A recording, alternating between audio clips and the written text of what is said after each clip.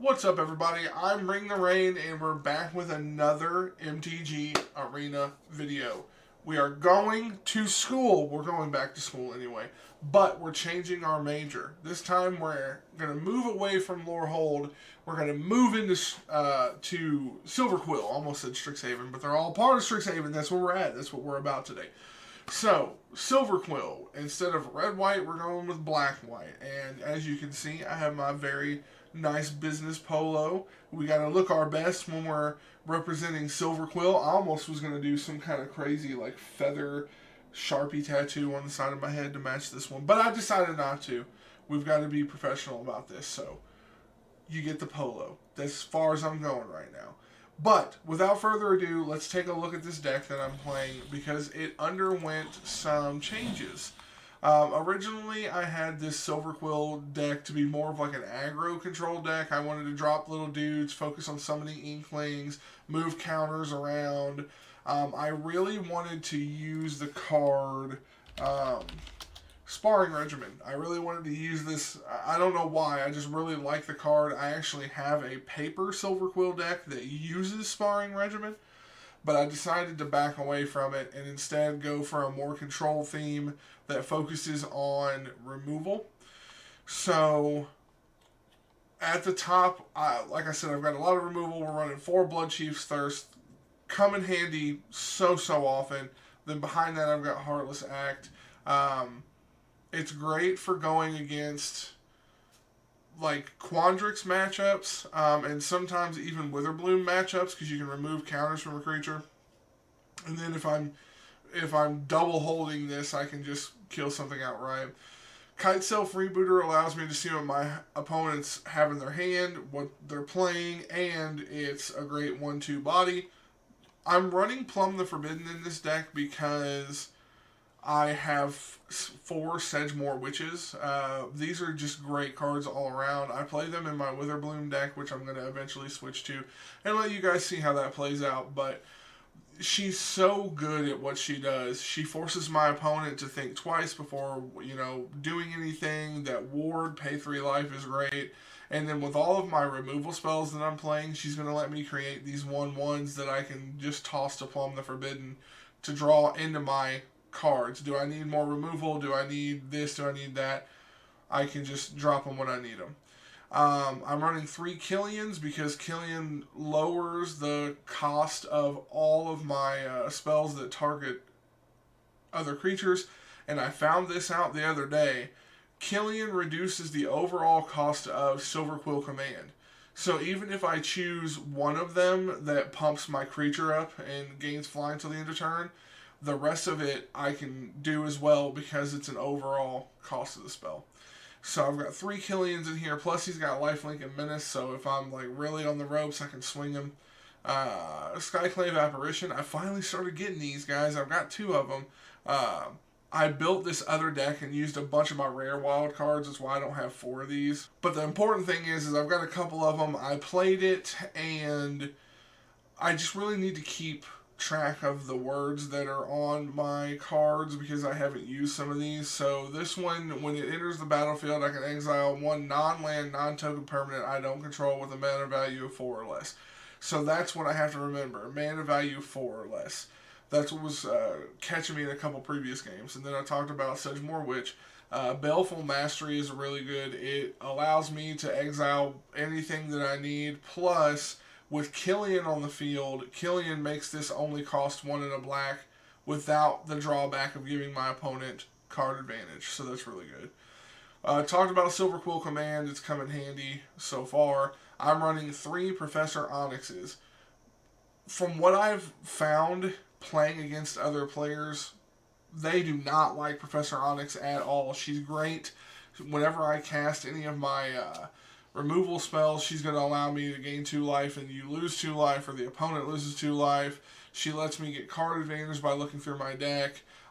It's a great way for me to have some removal because she forces my opponent to sacrifice their biggest creature, which is great. And then obviously her what I call ultimate is super nasty. I haven't used it yet, but I'm hoping to soon.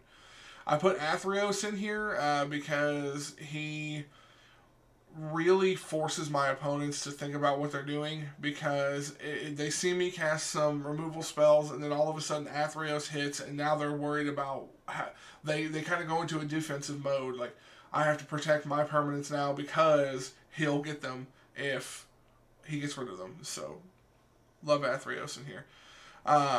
Blot Out the Sky is the one card in here that I'm thinking about changing out, because running one of them is probably not bad, but I don't think that I need two of them. I had three at one point, and that was just a no-go. Because Blot Out the Sky, if you pay 6 or more for X in this card's mana cost, you can do what it says, but you also destroy all non-creature, non-land permanents.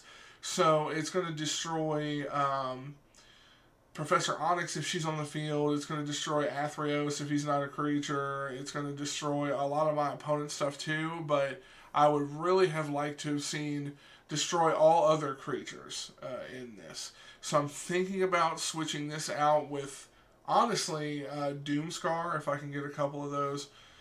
And then my mana base is, I've got 4 Shine Shadow Snarls, 4 Bright Climb Pathways, 12 Swamps, and 5 Plains. I think that works pretty well. So, now that you've seen the deck, let's play a few games. You know how I do. We'll just see how it goes. I've been pretty lucky so far with this deck. I tell you what, for the past, I don't know, 3 days or so, 3 or 4 days, I've been playing MtG Arena and just not having a good go. I ended up deleting like 6 of the decks that I made because I was aggravated with them, in order to focus on the ones that I do have. So, since making the Silverquill deck and focusing on it, shifting to it from Lorehold, I've been doing pretty well. So it's all about learning. Now this deck is making me learn when to play things, when to play them. This looks like a pretty solid hand. I like Sedgemoor Witch and I like Killian. I was thinking about putting Duress in here, but decided not to. Duress is a great first turn card to see my opponent's hand. But yeah, I decided against it. So I'm going to drop Killian. Let's go ahead and get him out there. Okay, so it's a green-white. I wonder if it's a green-white adventure. See him wander. Whenever an enchantment enters the battlefield under your control, look at the top 3 cards of your library. You may reveal a land card. Okay, so we got some ramp. We got some Rampa-Mampa. I'm going to go ahead and drop. Actually, I'm going to attack because he can't block. I'll gain 2 life, and then I'll drop the Sedgemoor Witch. I don't have any of my removal spells yet, so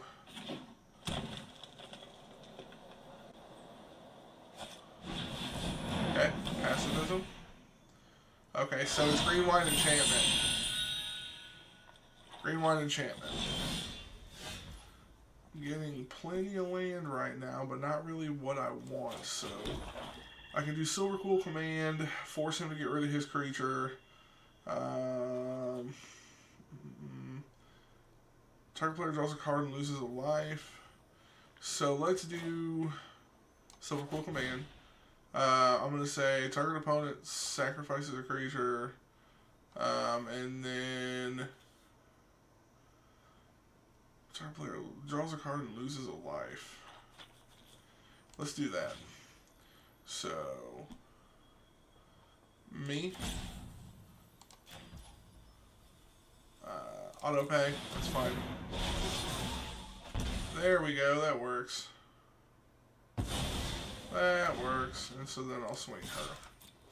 So now I've got some removal for whatever he drops.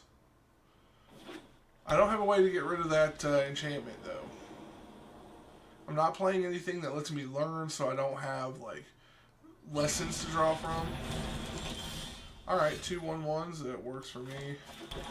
That works for me. Well, I don't want to do, because I've got 2 4 5. I'm going to go next. I'll swing her anyway. And he'll block. Yep, that's fine. So she'll be blocked. Oh, they're going to double block? That's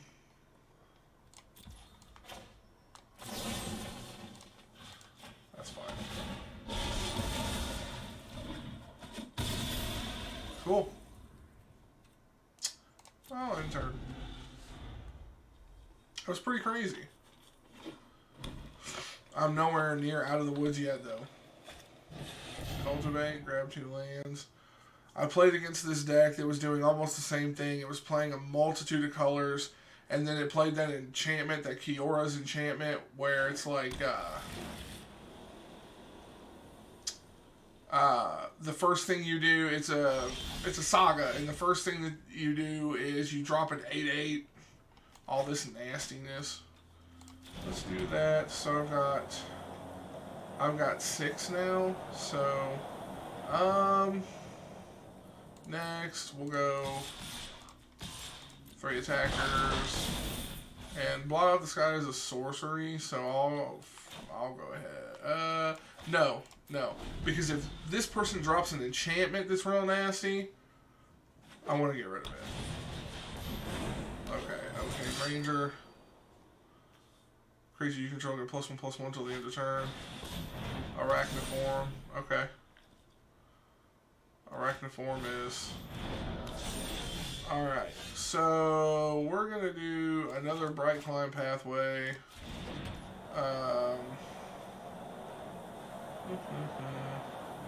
Do I want to do this, though?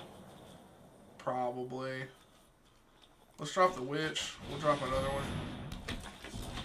And then I'm going to go next. Because they'll want to attack me. A big old 5/5. I don't know if that was the right thing to do or not. But I don't... for some reason, I'm not drawing into any of my removal. Swing the 7, but it doesn't have trample.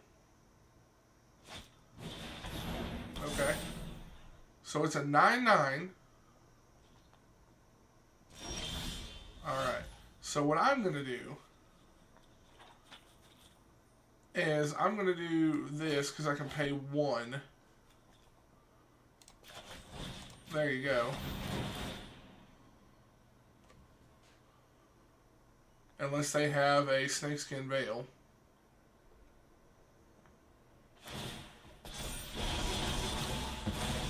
And then it goes away, and all your it goes away. Then all your enchantments are gone.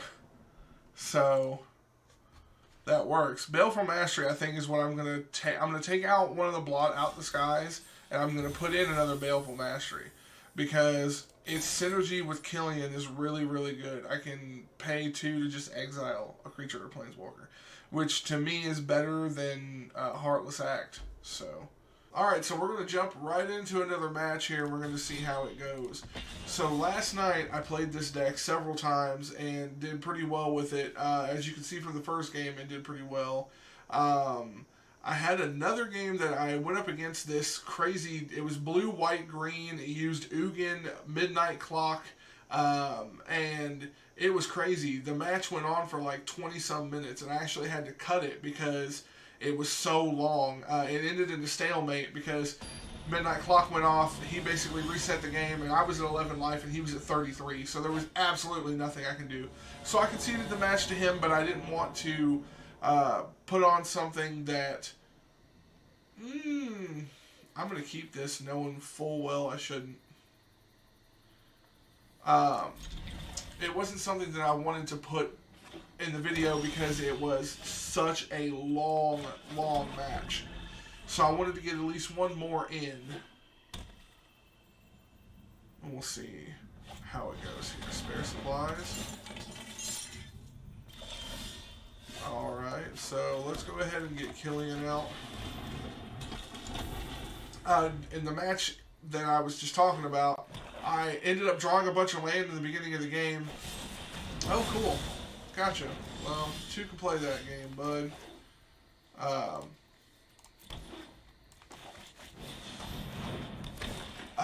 I was drawing a bunch of land and had nothing to play with, so... Fine. I'm taking the day off. So he's going to eliminate and then get her back. Yep. He's got veto. Okay. So we're going up against another control deck. So here we go. Here we go. So that one. I can't play anything yet. So. But I was drawing cards in the beginning of the match. I keep trying to repeat myself. Had a bunch of land, but he was not playing any removal. So it was a really weird kind of. Really weird kind of dynamic in that match. So.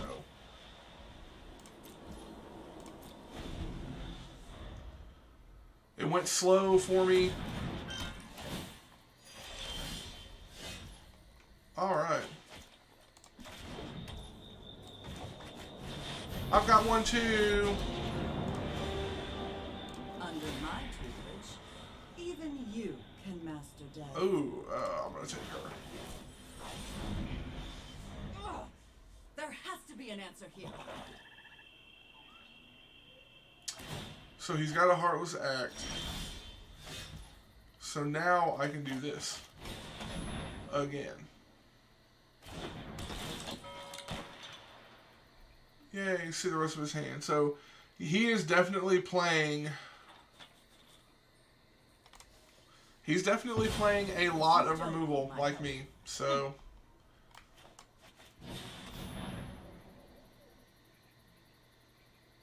I don't know how this is going to go. It's going to be kind of crazy.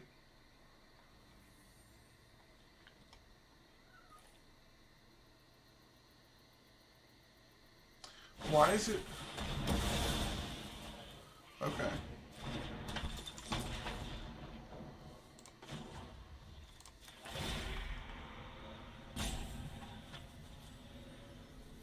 It's giving him an option. Okay. I'm gonna draw Chief's Thirst. I'm okay with that because if he's gonna try and play Professor Onyx as well, I really need to get rid of her as soon as she drops. Another spare supplies, okay. He's looking for land. I think that's what he's doing.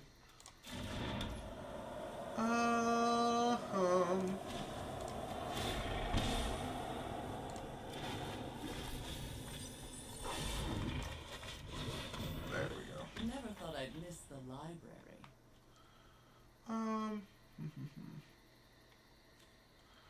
Let's see. Return to a creature to your graveyard to the field. I'm gonna draw a card. I'm gonna do boom and then boom. Killian, target me. Get Killian back.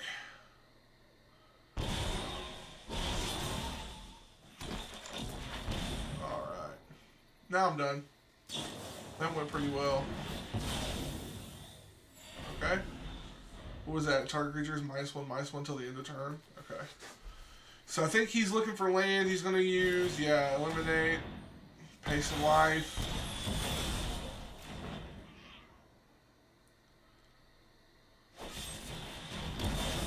Wow, he's using all of his stuff. Well, what I will do now is process 6 more times so he can discard 3 cards. This is why I'm the teacher and you're not. Discard your hand.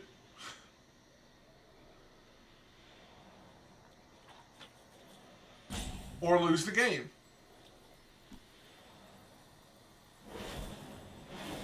Uh-huh.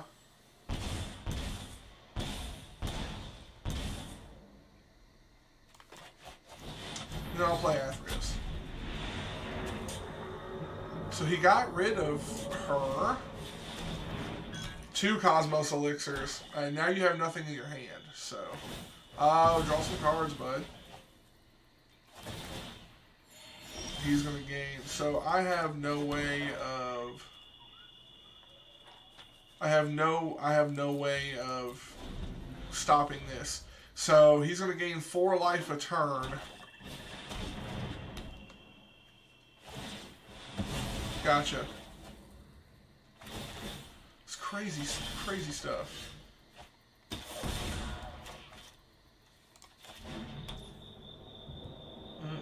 I can't do anything about it, man. I got nothing right now. So he's just gonna gain 4 life every turn until I concede the match. Oh, and now I take two damage every time. Well, this comes in handy. So 1, 2. So 1, 2, 1, 2, 3, 4, 5, 6, 7.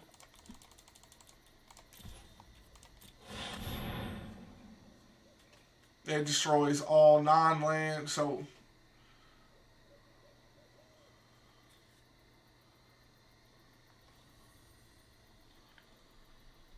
I'm going to create 7, 2, 1 tapped white and black inkling creature tokens, and it's going to wipe his board.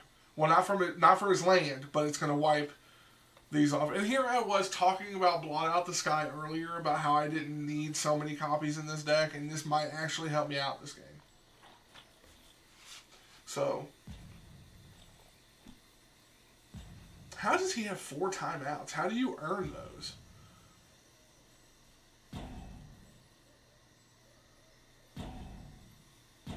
Timeout 1 used. I mean, he can draw 1 card, and then he loses 1 life before this happens.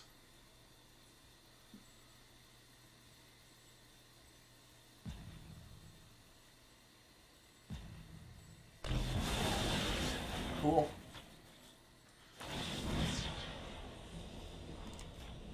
Sure, I'll put something on there.